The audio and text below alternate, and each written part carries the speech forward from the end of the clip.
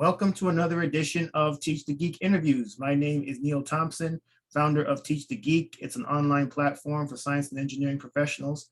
Consider checking out the Teach the Geeks to Speak Society. It's a monthly membership where you can get ongoing support in your public speaking journey. And you can learn about it at teachthegeek.com. Again, that's teachthegeek.com. Today, my guest is Victor Antonio. He founded the Sellinger Group, providing sales training and keynote speaking. He's worked in sales for years, but would you believe that he started out as an engineer? Engineering to sales, quite the switch. He's also the author of several sales-related books, and he's a podcaster, host of the Sales Influence, Why People Buy podcast. I'm interested to learn more about the reason he left engineering to go into sales, the motivation for writing his books, and the goal of his podcast. Welcome to Teach the Geek interviews, Victor. Man, I'm glad to be here. Thank you for having me. So I mentioned in the intro that you started off in engineering. You got a degree in electrical engineering. What was the motivation to get that degree? Money, man. We were born and raised in Chicago, man, inner city. So mother was like, go to school, get the education, get the job, man. So it was, my family's originally from Puerto Rico. So, we grew up near the Cabrini Green housing projects in Chicago.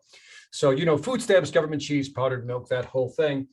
And, when it came to going to, I remember I was graduating from high school and my mother said, well, if you don't go work at if you don't go to college, you have to go to work with your father at the factory, to which I was like, I don't want to do that. And I remember talking to my physics teacher and I said, what would be a good degree where you could make money, right? And he said, engineering. And I remember I looked at all the different degrees and engineering, electrical engineering just made sense to me. And that's actually how I decided to get into it. I was doing it to avoid going to work with my father at a factory, but later learned to love it, man. My reason for going into engineering is one I used to lie about, Victor, and it had nothing to do with, it didn't have to do with money. But I used to think that the reason was kind of lame. So I went into engineering because my father said I should. So it had nothing to do with anything else. When it comes to math and science, so I didn't even talk to my physics teacher. So I don't even remember that man's name. So he couldn't even give me any kind of recommendation. But I was okay at both math and science. But it was once I finished high school, I didn't really know what I wanted to do. My father said, do engineering. And I said, okay, engineering it is. So sounds like a plan, right? Yeah. Like I said, my teacher was very like, yeah, it's a good degree. I went to the Illinois Institute of Technology. And I chose that school because it was the cheapest one I could find at the time. And it was interesting because, I graduated third in my class, right? This is not a bragging statement because there's a part B to this. I didn't realize that from an inner city school, even if you graduated third, I realized I was still behind when I went to college and I had to compete against kids who were basically coming from private schools or Catholic schools. And so I spent my first year pretty much playing catch up, taking a lot of pre-college courses while I was in college because I just didn't have the skill set. And I think the positive thing from that is that I developed better study habits than my compatriots who were now ahead of me. And I saw them falling off, you know what I mean? Because their first year, it was so easy. They just partied, right? Me, I was developing new skill sets on how to study, because I had to go, start from zero. So in the long run, it really made a difference. Yeah, it's unfortunate that disparity exists in this country where you could be in the same city, but just based on on the area of the city, the schools can be so much worse or better than in other areas. But then you all get fed into this system, into this university based on just coming from different places. And it's true. There's some people that definitely have a leg up. They went to the good schools. If they struggled in a class, they could get a tutor. The parents paid for a tutor for them. They probably had SAT prep classes, ACT prep classes, all of it. They go in there. I got a story for you. So I'm in my first calculus class. You know how you have that moment of realization, like, oh snap, this is not good. Right. So I'm in this, this giant auditorium, right, which is freaking me out because I'm new to college. And I remember the teacher gets up there, and it's a calculus course, right? First calculus 101, for example. And I remember he gets up there, he starts writing stuff, right? Derivatives and stuff like that. And I'd never seen derivatives or integrations. And so I remember I'm looking at the board going, what is he talking about, right? And then I remember in front of me, there was this red-headed kid, right? Curly red hair, back of his jacket say St. Lawrence Catholic School, right? And he's doing this, like shaking his head, like saying no. And I'm like, oh, he doesn't know either. And I'm feeling good because I'm thinking this guy doesn't know either. And then he says this out loud. Oh no, not this again. And I'm like, what again? I don't even understand what the guy's right. What do you mean, what, this again? That was a moment, my friend, when I was like, I need to go drop this course and go do something else. And so that was a moment for me. That was a moment. Again? Not this again. Nothing he's gonna say something like, I don't understand what's out there. He goes, no, man, not this again. Oh, So wow. like, whoa. Yeah, that's crazy. That's funny. But then I also saw, well, you didn't stop with the bachelor's degree. I saw you got an MBA as well. So what was the motivation to get the MBA? Money. God, I don't know how I could get. I keep coming back. You got money on the mind, don't you, Victor? Total Snoop Dogg mentality right here, man. And so what happened was, by the way, this is a good story because it's, I started on engineering, and then like anything else, after like 3 years of engineering, I go, yeah, it's not me. And I was making good money. I was working for, a Honeywell at the time. And I was like, this is not me. And so I started looking around for different things I wanted to do. And that's how I actually got into application engineering, then eventually went into sales. And then as I was in sales, I started moving up, account manager, regional manager, director. And then my boss had a little chat with me at this newer company. And he said, Victor, if you want to move into like a VP slot, a management slot, he said, you need to have an MBA. That was the thing at the time.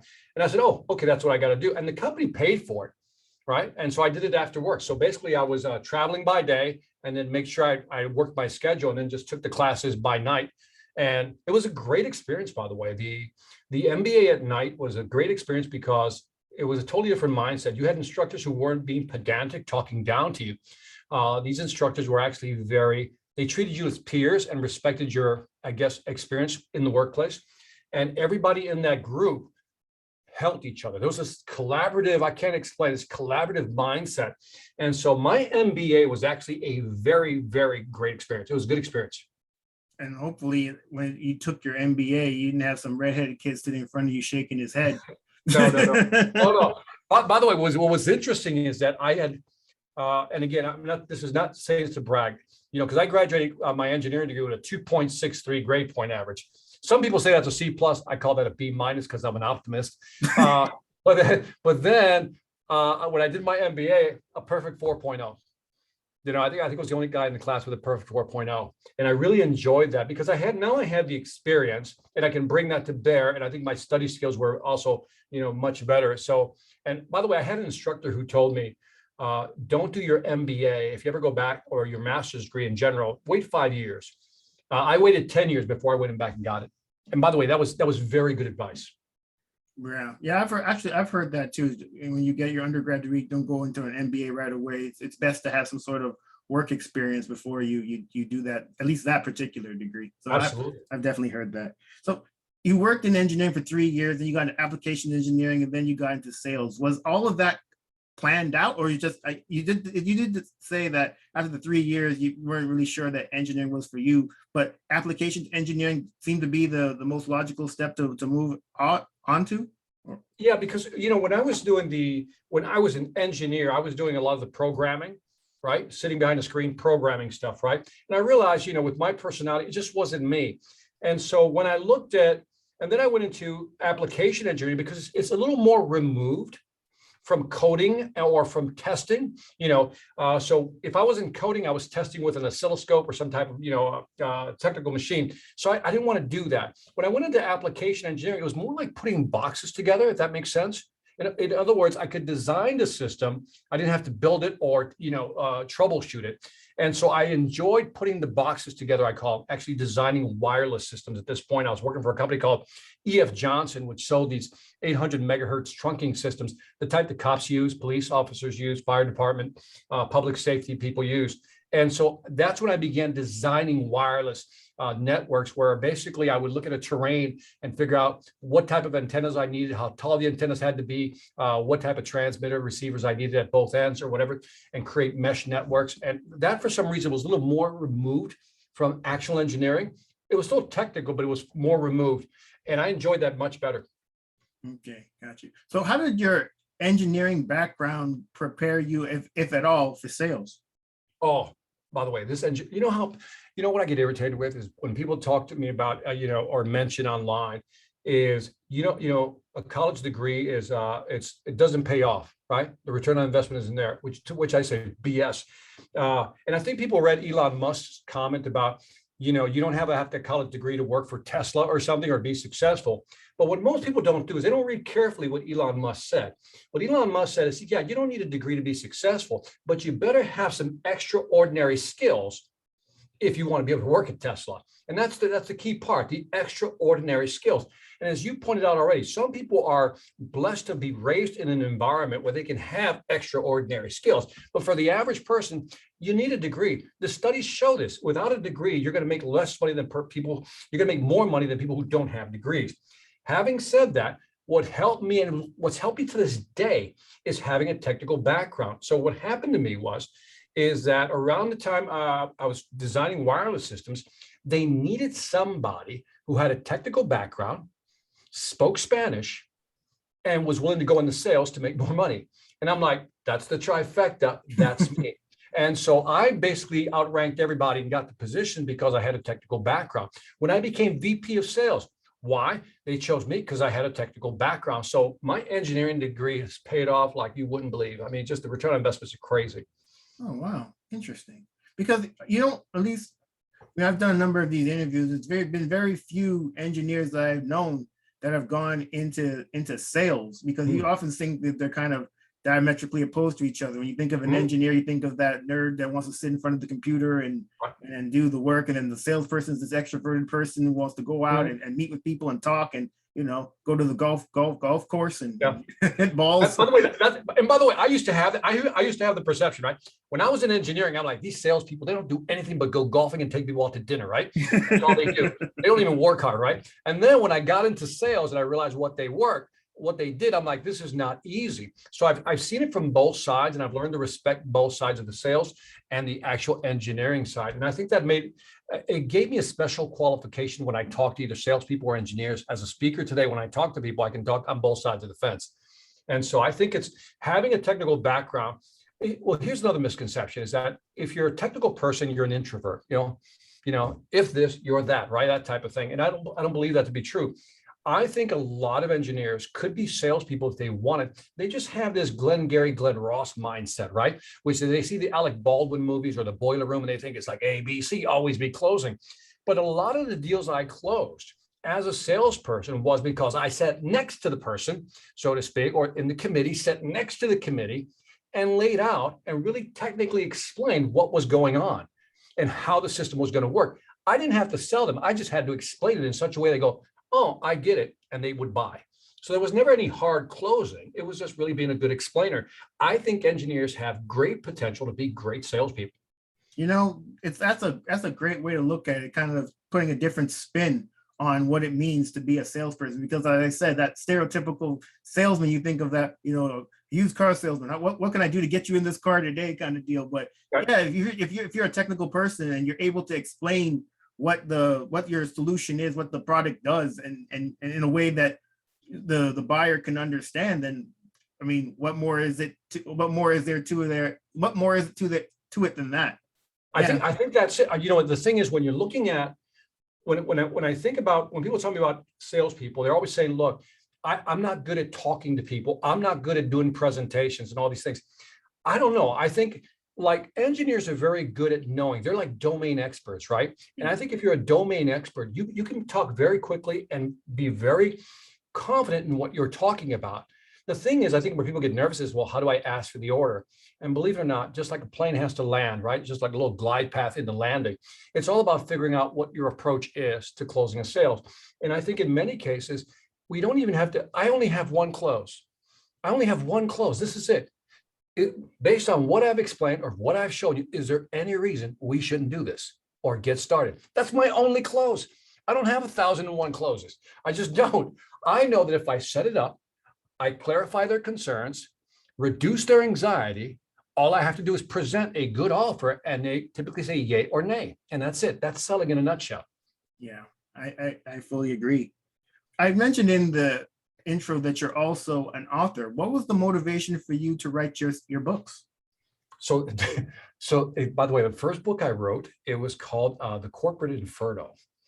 Yeah, it was based on Dante Alighieri's book, The Divine Comedy. I don't know if you're familiar with it, but basically it's a three-part series. I only wrote the part about hell, is about, you know, when I was in corporate America, there were so many things I saw that I didn't like, you know, and so in May 9th, 2001, 3:48 p.m. to be exact. How's that for a timestamp?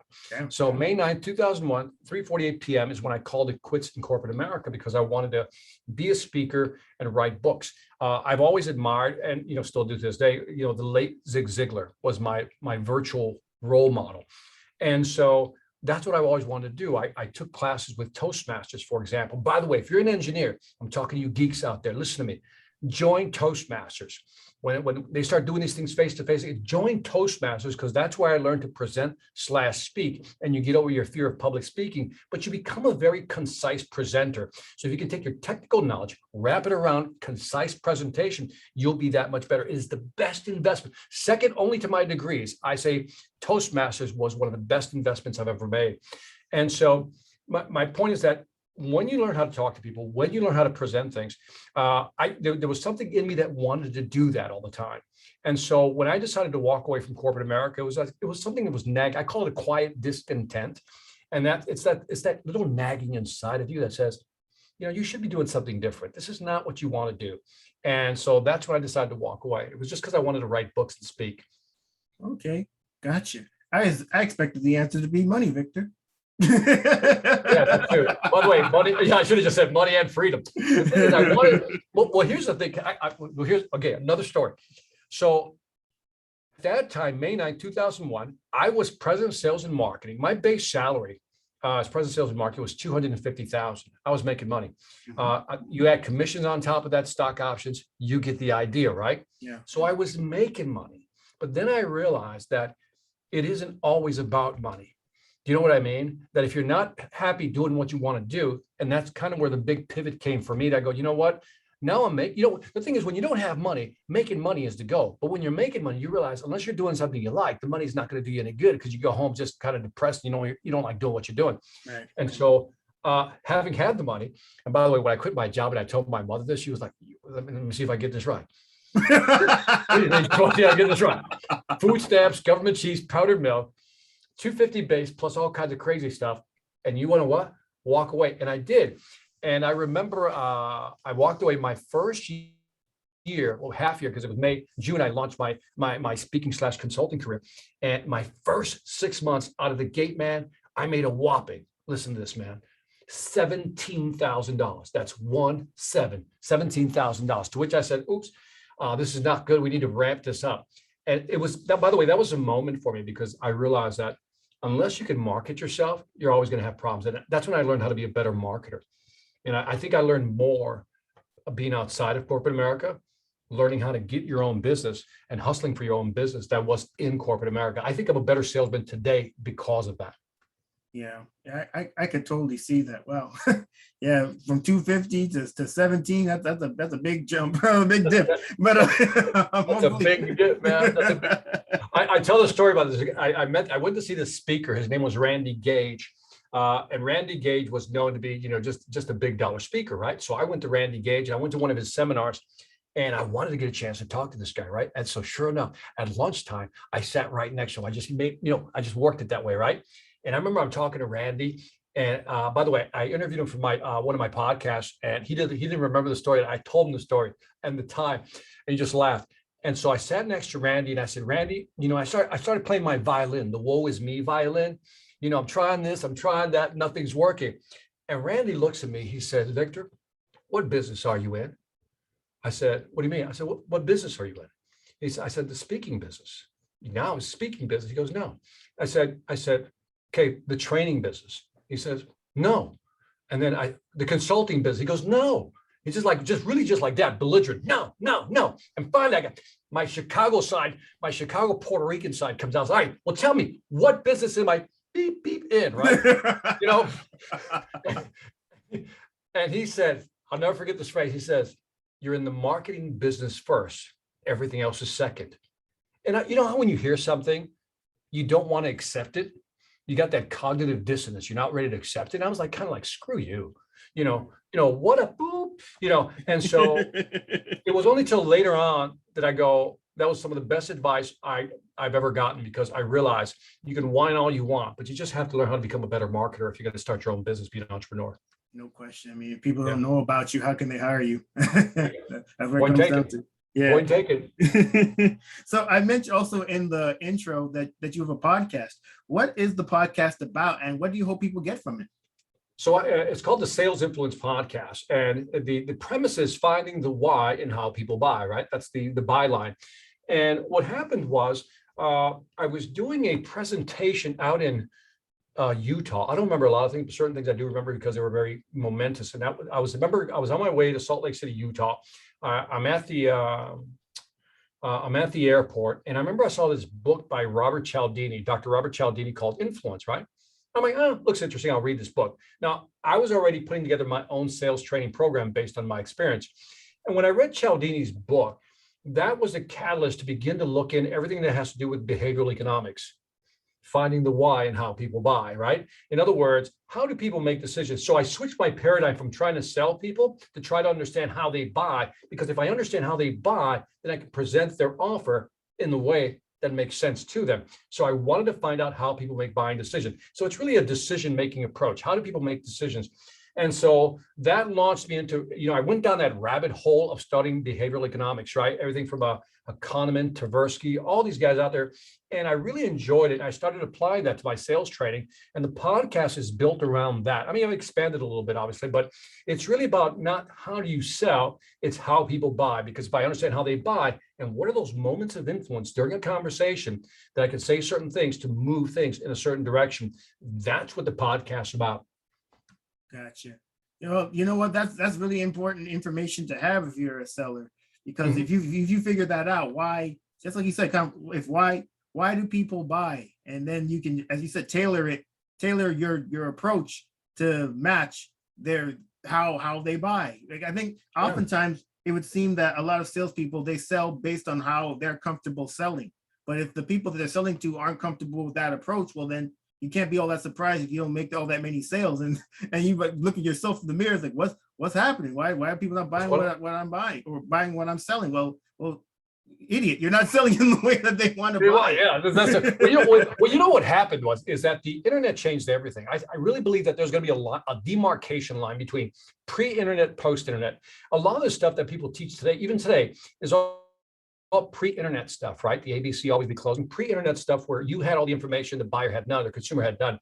Today, post-internet, consumer has all the information they need, probably more than they need. And so you have to accept that reality. And I always tell us to put this in engineering terms so you understand what the why and buy is. Think of reducing the coefficient of friction. If I can reduce the coefficient of friction of any decision-making process, then they'll make a higher buying decision more rapidly. And that's all that is. Reducing coefficients of frictions. Wow, you really are a geek there, Victor. If I'm on Teach the Geek, might as well be a geek about it. I'm telling you, there are so many ways I've used my engineering degree to explain things. I'm working on a new book. It's called The Big Deal Mindset. And the big deal mindset is about how do you create in your mind this way of getting bigger deals. Now, a big deal can be a bigger sale. It can be just whatever you want to do. Like, you pick out whatever your big deal is, and whatever you want to do, how do you get there? And one of the things I realized is that, and this is getting back to the geek part, is that we have all this programming in our head. And I realized that a lot of this programming is bad program. We're running the wrong algorithms. We're running the wrong subroutines when it comes to certain issues. And so this new book is about dealing with that. So it's mindset, but really about how do you deal with this piece of OS you have between your ears. Right. When it comes to even I know you do keynotes, and so obviously you speak in front of people. Mm-hmm. Do you ever get nervous beforehand? And if so, how do you deal with your nerves? When I start speaking, when I'm getting ready for a speech, I'm always more anxious. By anxious, I mean, let me get going. I'm I'm chomping at the bit, just champing at the bit, just like, let me in, coach, let me in. Because the worst thing is waiting to start. What happened early on is I used to get very nervous, right?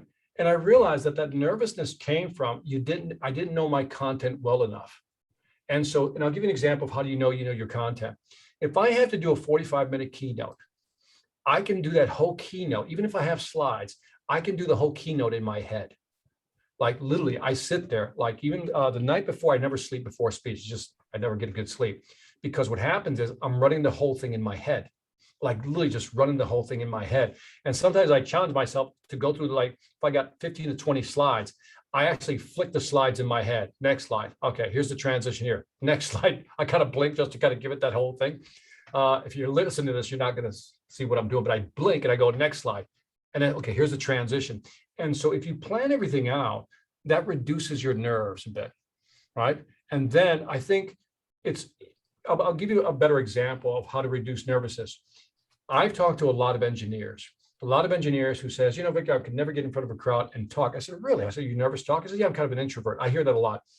And then I keep asking questions till I find something that they're passionate about. And then they can't shut up. You know what I mean? They just can't shut up. And that's when I stop. I go, see, apparently you don't have a problem talking, do you? And it's because they're not passionate about something. But if you talk to somebody, I mean, I find a geek and I start talking Star Wars and which was the better episode. I mean, I'll get a debate that goes on for a week probably, right? You know, it's like, and so I think if you're nervous about speaking, step one is that means that's a signal you don't know your content, you're not confident with it. Because what happens is when you know your content, you're less worried about presenting the content and you're more concerned about delivery, right? But if you're worried about content and delivery, it becomes very difficult. And so the second thing I do, besides running it through my head, is, and you got to be here to witness this, is that I walked around the house gesturing, like I really walk around gesturing, you know, okay. And I walk it through in my head, I go, okay, say like this, point like this. And so I make sure that everything's in sync. And if I have to use flip charts again, I say, okay, here's why I would take a step back, point something out, okay, come back here, you know, talk to the crowd, then turn around, you know, show the slide. And I walk through all those mechanics in my head. So I make it look effortless, but there's nothing effortless about it.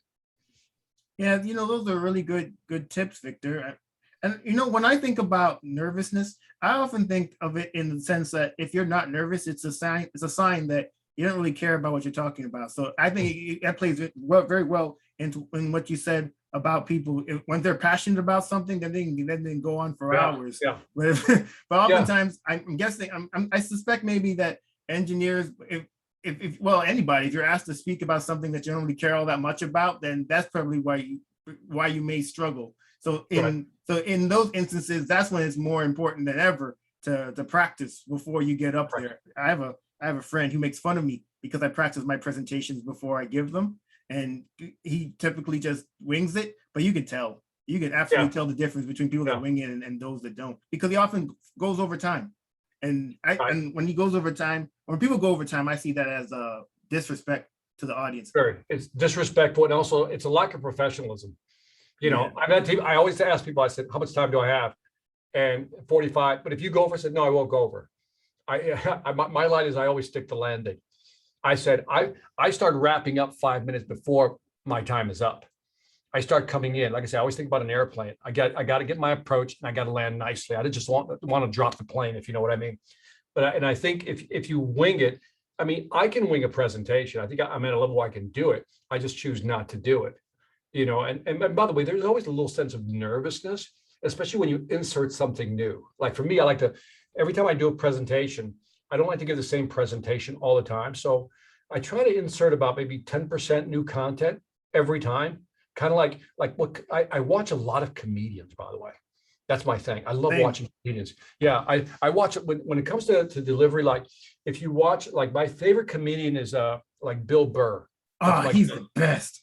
Bill Burr is his storytelling ability is just second incredible. to none. You watch him, and then I watch Dave Chappelle. I think has great framing, the way he sets something up. Yeah, and then he nails it at the end. My favorite Dave Chappelle one is that he has all these punchlines that he puts in a fishbowl, and he takes. Have you seen that video yet? Yes.